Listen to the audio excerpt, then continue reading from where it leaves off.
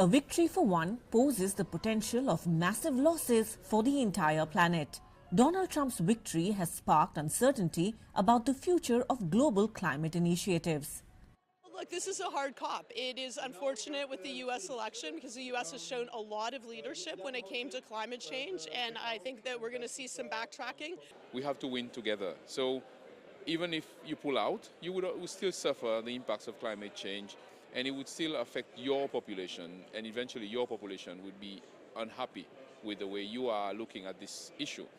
There are more than 195 countries in the United Nations, and all countries recognise the science, and some countries take different roads and pathways because of their democracy, but honestly, the science hasn't changed. But I don't think they'll do that, because from the time he was there and now, I'm sure we are all seeing the effect of climate change. So I'm sure he is likely going to change his stand on this.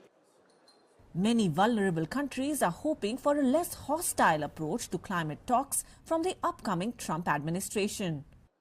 While governments, especially in the global south, are waiting and watching, climate activists say that a second pullout of the U.S. from the Paris Agreement will build on the trust deficit that already exists between the developed and the developing world. If the biggest historical emitter were to pull out, it would be sending the wrong message to the global community, say activists. It's not that US has been doing great over the last 30 years. US has been the biggest blocker and has obstructed negotiations, brought down the ambition. Yet we want the US because it has an obligation.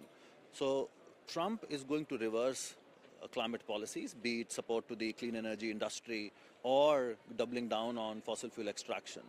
That is going to have a huge impact. So clearly there's going to be an erosion of trust in the multilateral system if countries can pull out like that. Climate deniers are the rich. So they make climate fight between a fight between the rich and the poor.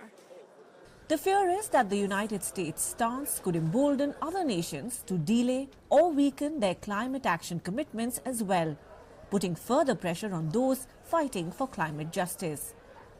Radhika, Bajaj, CGTN, Baku, Azerbaijan.